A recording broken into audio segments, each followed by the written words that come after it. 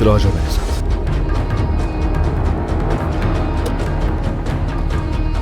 वो दो लोग साथ लाए, समझाया भी था साले को।